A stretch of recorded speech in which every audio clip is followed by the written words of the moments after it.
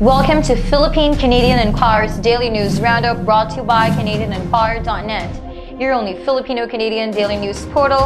I'm Aquino, and here are stories making headlines today.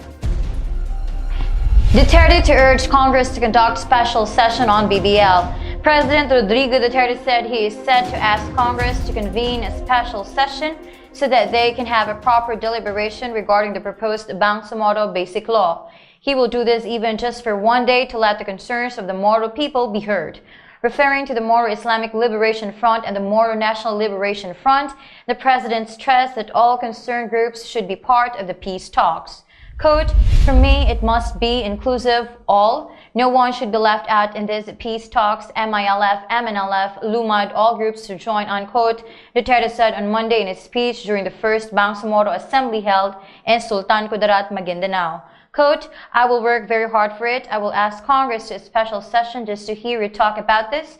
I said this is sacred, this is important," unquote, Duterte added. However, senators said on Tuesday that holding a special session to discuss the draft of the BBL can't be achieved this year. Senate President Aquino Pimentel III said that Senator Sani Angara, Senate Committee on Local Government, has to conduct a hearing on the draft BBL first. Majority Leader Vicente Soto III also said, quote, "Even if we work on Christmas Day and New Year's Day, it will not be done this year. First quarter next year is more possible," unquote.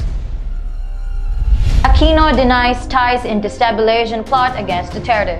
Former President Benigno Aquino III dismissed allegations that he is involved in a destabilization plot against President Rodrigo Duterte. During the celebration of the 85th birthday of his late father, former Senator Benigno Aquino Jr., at the Manila Memorial Park in Parañaque, Aquino told reporters, quote, "If things aren't going right, if promises are not fulfilled, or if words are not kept, these are what create dissatisfaction, and it's not coming from us. Maybe they should look around them," unquote. Aquino said he does not see the need for him to initiate actions that would oppose the possibility of Duterte declaring a revolutionary government, and stressed that he does not see the necessity for the chief executive to do so. If the current system and its institutions could not function effectively anymore, Aquino said that it's the only time that he might consider supporting a revolutionary government. Aquino said that his stand has to do what he thinks is right based in his Catholic faith and on the values imparted to him by his parents and from what he learned in school.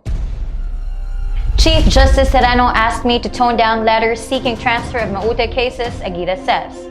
Justice Secretary Vitaliano Aguirre II claimed that in a one-on-one meeting requested by Chief Justice Maria Lourdes Sereno, he was asked to tone down concerns regarding danger and security in his request to the Supreme Court that Maute-related cases be transferred from Cagayan de Oro City to Taguig City. Aguirre said this happened last June 19, 2017, and that he met with Sereno out of basic courtesy. Quote, "In our meeting, it was just the two of us. She told me, Secretary, with respect to your request, I hope that you tone down the contents of the letter that you are going to make," unquote, Aguirre recalled. Aguirre said that Sereno told him that the content of his letter should highlight the need for the military to focus their efforts in fighting Maute terrorists as, quote, "Transferring the cases would free the military from the aspect of taking care of detaining these individuals so they could fully focus in fighting the Maute terrorists," unquote. Heeding the advice of Sereno, Aguirre said he eventually changed the focus of his letter. That wraps up the news here on PZA Daily News Roundup. Thank you for joining us. For more news stories, visit our website at www.canadianenquirer.net.